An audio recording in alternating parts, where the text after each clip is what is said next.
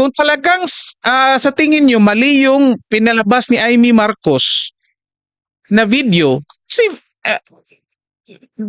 ang bigat ng statement na yun, ha? Oh, ito, ikaw na nga may sabi, nakasisira. Ikaw naman talaga nakakasisira sa ekonomiya eh. Oh, nakasisira daw yung sinabi na Amy sa ekonomiya, sa lahat, yung pagtitiwala ng mga tao. O di mag-file kayo ng kaso laban kay Amy Marcos. Okay, maraming araw po sa inyo lahat and welcome ulit dito sa ating YouTube Tabunan PH channel mga kababayan. Nandito naman po tayo para sa panibagong reaction video ngayon at ngayon pa ay May 10, 2025 mga kababayan at ilang araw na lang po ay mag-i-eleksyon na May 12, 2025 yung eleksyon ngayong Lunes na po, ngayon po ay Sabado. At nako po, at laging tandaan, straight PDP laban mga kababayan. Mamaya later sa susunod na video natin pag-usapan natin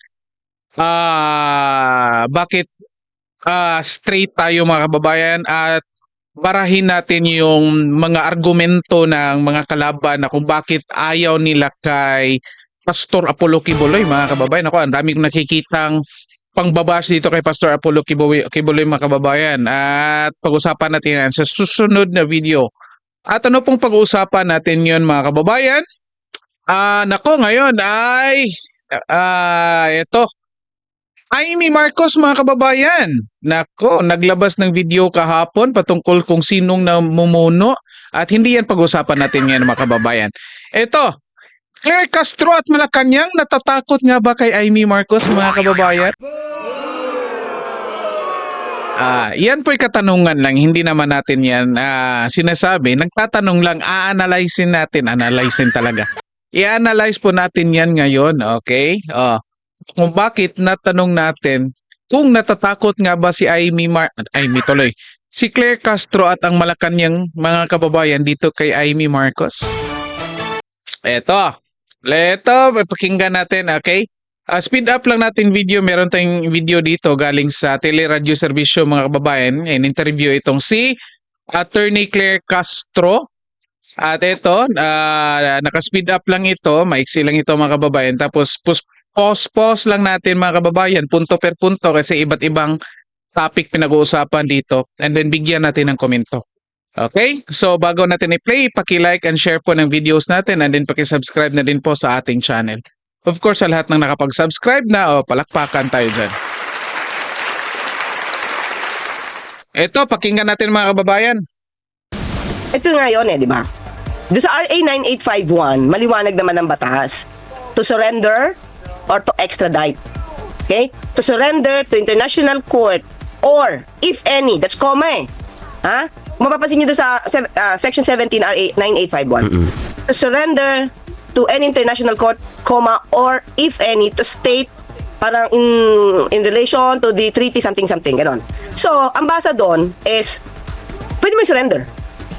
Nang hindi ka pupunta kung anumang procedure kasi hindi naman extradition yung ginawa mo So, kaya nga, kailangan tong i-interpret ng korte, ng Supreme Court, may mali ba, wala. Kaya nga tinatawag natin case of first instance. Wala pa nagsasabi kung mali o tama, paano i-interpret ito. Tanging Supreme Court lang magsasabi kung paano to i-interpret. So kung case of first instance, wala magsasabi kung may mali.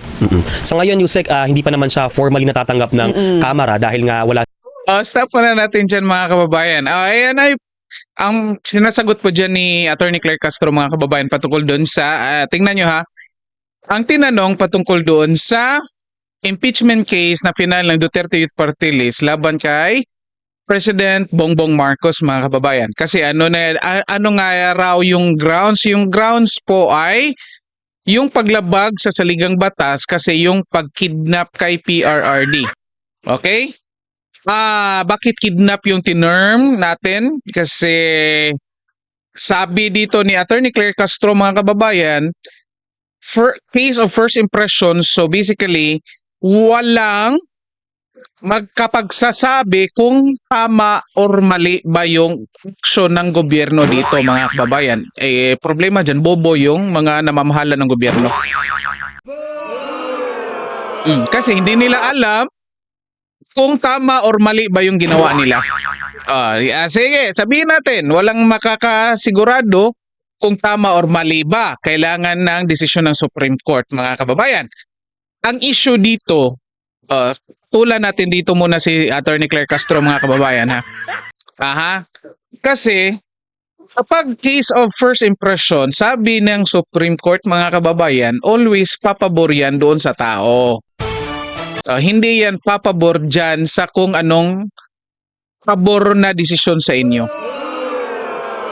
So, andyan, kinuha nyo yung tao, kahit walang domestic warrant of arrest, kinuha nyo, yung ano ba to? Yung freedom ng isang tao, yung kalayaan ng isang tao, kinidnap nyo, pinadala nyo sa ibang bansa. Di ba? So, pumabor yung desisyon ninyo sa inyong side. Okay? So, ibig sabihin, ang klarong-klarong kamalian dyan sa konstitusyon. Okay? So, yun nga, kinidnap nyo,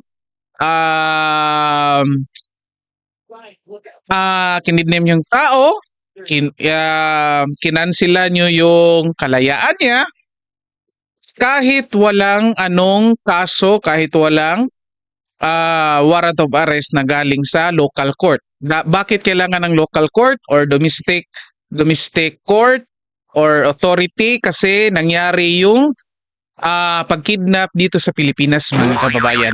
Yan palang klarong-klarong ang laking kamalian dyan, mga kababayan. Kahit sabihin nila valid yung warrant of arrest, kasi valid. Okay? Kasi valid naman talaga yung naglabas ng warrant of arrest. Okay? Pero yung pag-implementa dyan, dito sa Pilipinas, questionably na po yan, mga kababayan.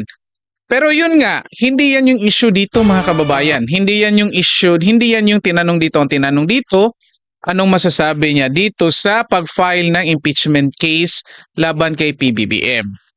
Di ba? Ang layo ng tanong. Ang layo ng sagot pala, sorry. Well, anyway, ito, pagpatuloy muna natin, mga kababayan. Si Secretary General Reginald Velasco nung tangkang i-file. Pero in the event lang, Yusek, na ito ay tanggapin ng Kongreso, meron po bang anong gagawin po ng palasyo dito? Wala muna. Kongreso muna gumawa. Wala muna magtrabaho doon kung anong gagawin nila doon. Kumbaga parang magiging hands-off naman kayo doon, Yusek? Wala, of course. Bahala na po ang Kongreso kung hanggang sila aabot. Kasi kung may time pa ba sila dyan or what, hindi natin alam. So, wala po bahala dyan. Yusek, alam na ba ni Pangulo na ito nga possible may mag-file ng impeachment sa kanya at parang inaanak pa rin niya yata ito sa kasal, sila Cardema. May reaction po ba ang Pangulo? Kung meron ng ganyang impeachment, syempre malalaman naman niya yan. So, kaya lang na lang natin kung paano maayos, paano magpa-flow, yung flow niya, yung proseso niya. Hayaan na lang natin. At doon po sa issue ng timing, ma'am, ang sabi po ni Mr. Cardema dyan ay hindi naman ito election related dahil, and I quote, hindi na namin ina-assume, parang risk pa nga raw sa kanila ito. So, hindi sila magfa-file just to win dahil, sabi niya, hindi na namin ina-assume kung mananalo kami o hindi. Sa tingin namin, panalo kami. So, ano sa tingin niyo po yung nagpo-push sa kanila to file this? Unang-una paninira, unang-una gimmick. Alam naman nila kung ano yung period eh. Matatapos na ang 19th Congress sa Kongreso ng pagka paano iba o pagka under oath ng iba. So hindi natin alam, it's more on gimmick. Parang mag-iingay lang kasi kumbaga wala na ring time, partner, tsaka Yusek, di ba? Ako, isa pa tong, sino ba tong anchor na tong mga kababayan? Sa mausaw pa, halatang halata. Ito, pag-usapan natin, Maxi, mga kababayan, mabilisan. Okay, ito, sinasabi ni Attorney Claire Castro, mga kababayan, yung impeachment daw ay paninira. Gimmick lang daw. Gimmick, paninira at gimmick lang daw yan, mga kababayan. Kasi, number one, kung titignan yung period, yung timing, yung oras na natitira sa 19th Congress, mga kababayan, ay patapos na. Diba? At ito, sabihin natin tanggapin natin itong logic ni Attorney Claire Castro, mga kababayan. Na yung impeachment kay PBBM ay paninira at gimmick kasi patapos na yung 19th Congress. Sabihin natin, tanggapin natin ha. Gamitin natin yan, baliktarin natin, gamitin natin yan sa ginawa nila doon kay Vice President Sara Duterte. Kailan nag-file?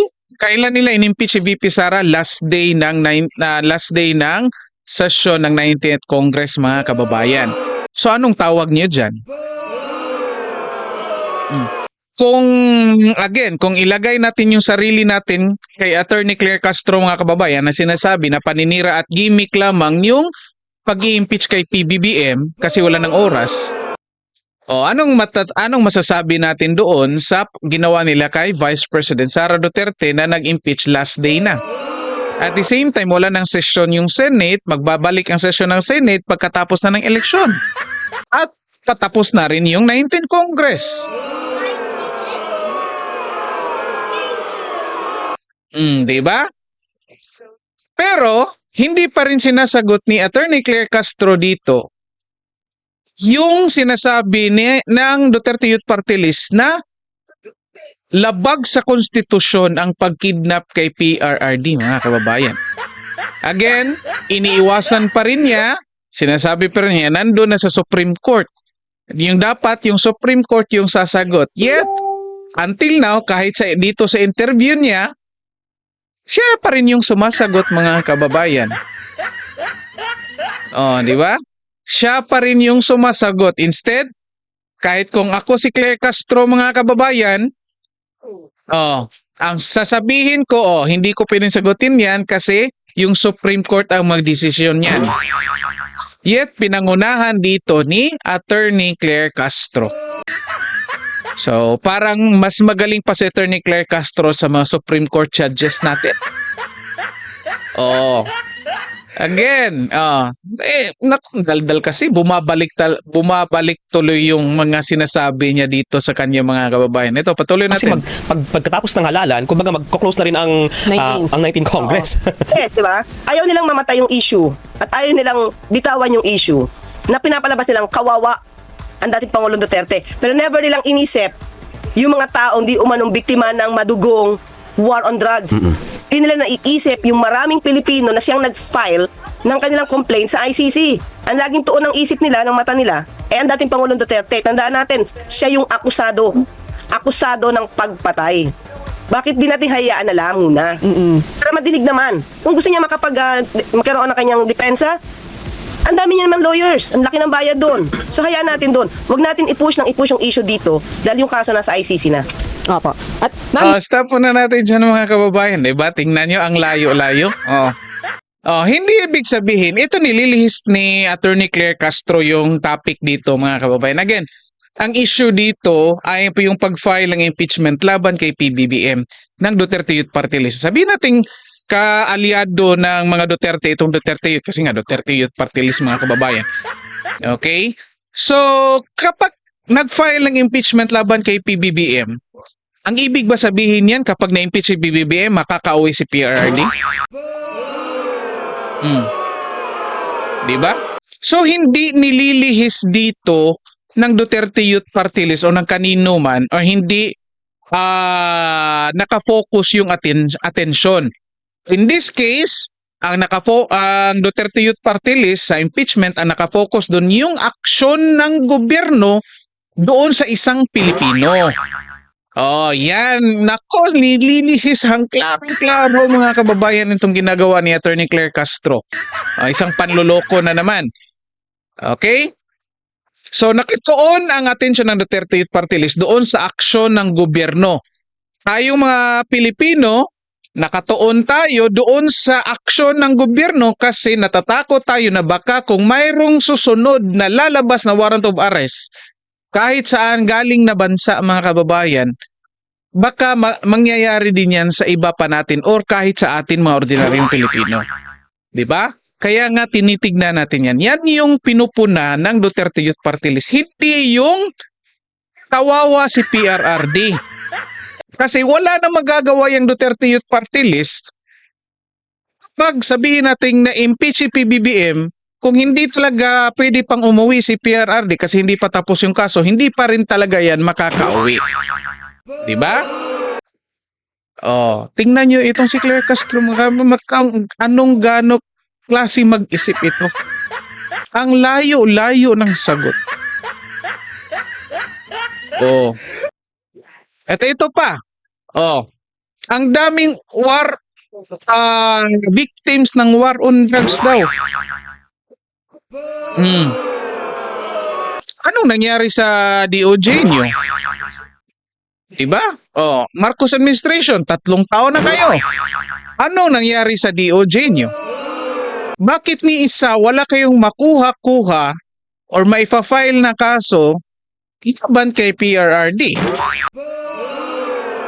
Kung sinasabi nyong ang daming kaso or taong namatay sa war on drugs. Ibig bang sabihin yan, mga inutil itong taga DOJ? Ako yung nagtatanong lang po, mga kababayan, ha? Titanong ko lang kasi pinapalabas dito ni Claire Castro na ang daming taong namamatay sa war on drugs daw ni PRRD, pero ni isa walang kaso. Ano ibig sabihin yan? Well, anyway, yun nga mga kababayan, hindi naman talaga yan yung issue dito. Regardless na yan kung may totoo talagang biktima ng war on drugs na talagang pinag-uutos ni PRRD or itong valid ba yung impeachment laban kay PBBM dito mga kababayan, di ba? Ang layo ng sagot ni Claire Castro dito. Again, saan papunta yung sagot niya? Duterte pa rin.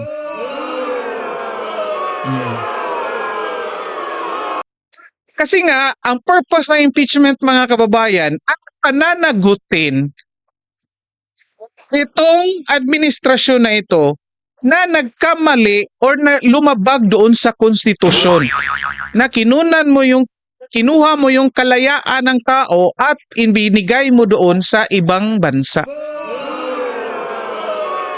O yan yung issue dyan, hindi yung kawawa si PRRD, yung anong ginawa ni PRRD, di ba?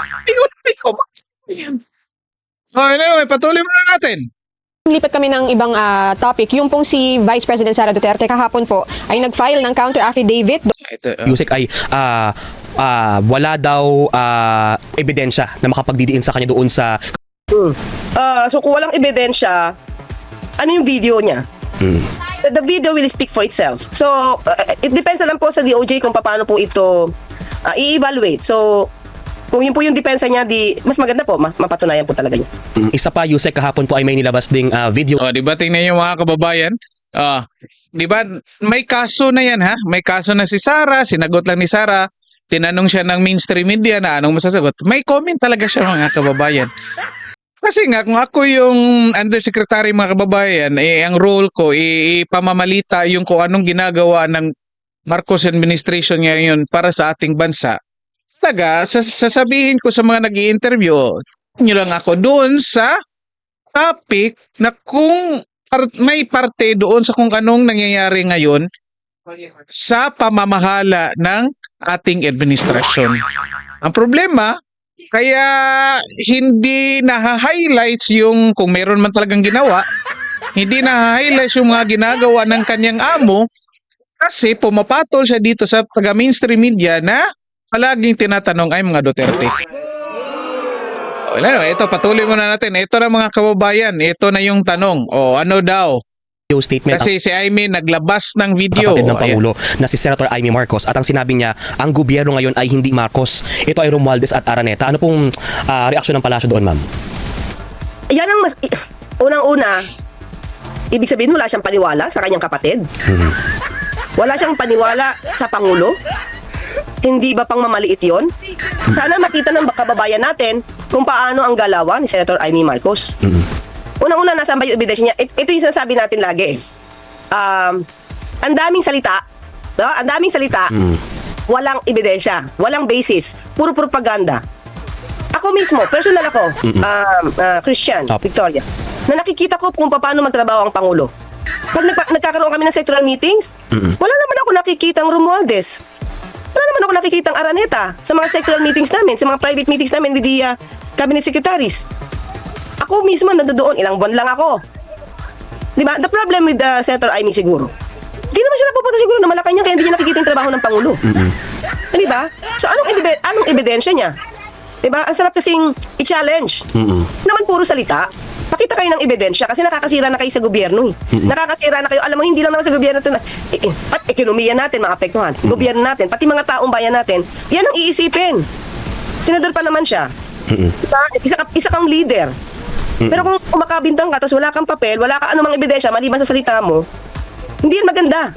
Diba? Sabi ko nga, ako ilang buwan pa lang ako eh. Pero nakikita ko kung umaga't hapon, nakikita ko ang schedule ng Pangulo kung gaano ka kahektik, asing punong-puno. Nasasabihin niya, namumuno, Romualdez, pakita siya na ebidensya. Siguro yung timing din kasi Oh, ito pag-usapan natin bago natin tapusin mga kababayan. Oh, ang daldal ni Claire Castro mga kababayan, ano? Oh, ang daming lumalabas. Okay, una-una number 1, sorry. Una-una pag-usapan natin mga kababayan na dito sa punto na sinasabi ni Attorney Claire Castro. Okay? Wala dong ebidensya si Amy Marcos mga kababayan. Well, kung ako nga naman si Amy, most likely hindi rin ako maglalabas ng ebidensya. Kasi, eto, statement. Bakit ngayon hindi nagsasabi si Attorney Claire Castro na nag-fake news si Amy?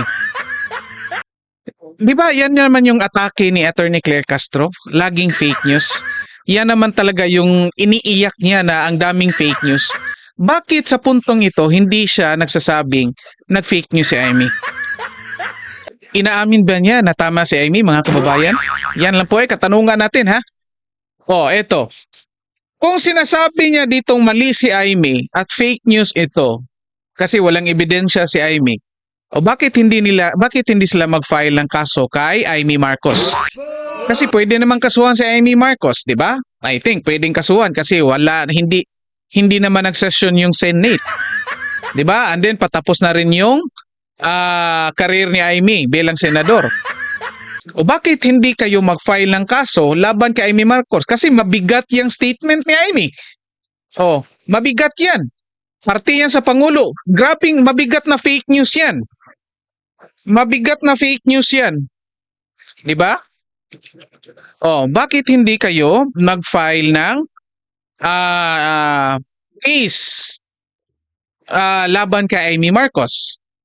Oh, isa yan mga kababayan. At ito pa, sinasabi ni Attorney Claire Castro, araw-araw nakikita niya ang schedule ng Pangulo. Okay? Hectic daw yung schedule. Ang daming taong hectic yung schedule dyan mga kababayan, wala namang nangyayari. Oh, comment nga kayo dyan kung agree kayo or disagree. Di ba? Pwede ka namang hectic yung schedule, pero walang nangyayari sa iyong schedule. Di ba? Pwede naman. Pwede namang ang dami mong pinuntahan, pero wala rin yung silbi. Ito pa. Wala raw siyang nakikita every time magkakaroon sila ng meeting. Wala raw siyang nakikitang Romualdez at Araneta na nandoon. Edi kung meron ka nakikita, edi talagang ang bobo ng presidente. Oh. O talagang meron ka nakikita. Oh. Kasi nakikita ko mga kababayan, itong si PBBM, meron pa naman talagang itong pag-iisip. Oh, kasi kung wala na, ay di papadaluhin niya yung si Romualdez dyan at yung Araneta. Ayun nga, meron pa naman tong pag-iisip si PBBM, nag-iisip pa naman to, baka isipin ng mga cabinet members na, hindi na pala si PBBM yung presidente natin, iba na pala. Of course, nag-iisip din si PBBM ng ganyan. So, hindi ibig sabihin na porket hindi mo nakikita yung tao na sinasabi, hindi na yan totoo or wala na yang involvement. Oh. Hindi mo lang, ibig sabihin lang yan, hindi mo alam lahat ng lakad ng amo mo. Kasi hindi naman niya katungkulan na ipaalam sa'yo lahat. Hindi niya ipaalam sa'yo na sino yung kausap niya, hindi naman ikaw yung may hawak ng cellphone niya, na kung saan makikita mo kung sino tumawag, sinong nag-message. O, di ba? Pero tayong mga ordinaryong Pilipino, kahit hindi nyo pa yan sabihin, kahit i-deny nyo pa yan, tayong mga ordinaryong Pilipino, alam na yan. Oh. Kahit hindi pa naglabas ng kahit hindi pa naglabas ng video si Amy Marcos patungkol dyan, yung mga Pilipino, alam na. Nararamdaman na ng mga Pilipino yan. Oh. Kaya nga, ito, sabi natin, kung talagang sa tingin nyo, mali yung sinasabi ni Amy Marcos, kaya nga ito yung tanong natin na itong si Attorney Claire Castro at ang Malacanang ay natatakot nga ba dito kay Amy Marcos? Kasi, kung talagang sa tingin nyo mali yung pinalabas ni Amy Marcos na video, kasi ang bigat ng statement na yun, ha? Oh, yung mga vloggers nga, nag-edit lang ng videos. Oh, yung isa, anong nangyari doon nung may procession sa Cebu tapos nilagyan lang niya ng caption na ito Duterte rally. Final lang niya ng kaso ng NBI. Ito pa kayang statement ni Amy, ang bigat nito. Oh, ito ikaw na nga may sabi, nakasisira. Ikaw naman talaga nakakasisira sa ekonomiya eh. Oh, nakasisira daw yung sinabi na Amy sa ekonomiya, sa lahat, yung pagtitiwala ng mga tao, o di mag-file kayo ng kaso laban kay Amy Marcos. Pero sa totoo mga kababayan, ako personally, ito nakikita ko, hindi naman yung statement ni Amy Marcos, para sa akin hindi na talaga yun mabigat kasi ang tagal ng alam, yung mga Pilipino, ordinaryong Pilipino, naiintindihan na kung anong mga nangyayari at nakikita na nila na talaga yung Romualdez at Araneta at meron pang ibang mga negosyante ay yan talaga yung mga nagdidikta dyan sa Malacanang. Of course, wala tayong ebidensya kasi hindi naman tayo nakapasok ng Malacanang pero based sa mga implementasyon sa mga ipinatutupad, klaro naman yan. So basically mga kababayan, hindi si Amy nakasisira sa ekonomiya. Sino? Ito yung undersecretary ng PCO. Bakit? Tingnan nyo, nagpapa-interview pero banat ng banat. Instead na kapag nagpapa-interview ka, ang trabaho mo dapat ay yung ipalabas. Dapat mag-highlight kung anong nangyayari sa Pangulo. No, anong ginagawa ng Pangulo para sa bansa. Ang lumabas lang dito, hectic yung schedule ng Pangulo. Yan lang yung lumabas. Kapag nag-cabinet kapag nag-cabinet meeting sila, wala daw yung dalawa, yung Romualdez at Araneta. Yan lang yung lumabas dyan. Sa buong interview. 'Di ba? Walang kahit na anong nangyari sa ekonomiya. Anong plano para sa ekonomiya? Anong plano sa security? Yung sa mga nangyayaring krimen? Wala. Palaging Duterte. Ayaw pa ng sagot. Mag-comment nga kayo dyan mga kababayan kung ano masasabi nyo dito kay Attorney Claire Castro. Tingnan nyo pagmumukha Naku ma'am, mukhang stress na po kayo eh. Well, maganda lang siya pakinggan mga kababayan kasi mukhang reasonable yung palusot niya. Pero kung titignan yung mabuti, naku walang laman talaga. Well, anyway, again, mag-comment kayo dyan mga kababayan kung ano masasabi nyo dito kay Attorney Claire. Ayun nga, tanong natin. Comment nyo kung talaga natatakot ba ito sila kay Amy Marcos kasi hindi nila ito ma-file lang ng kaso. Ang bigat ng statement doon ni Amy Marcos mga kababayan. Video pa yan ha. Okay? Anyway, dito na lang po muna tayo. Paki-like po and share ng videos natin and then paki-subscribe na rin po sa ating channel. Okay? So, kita-kita tayo sa sunod. Maraming salamat sa lahat at magandang araw po sa inyo.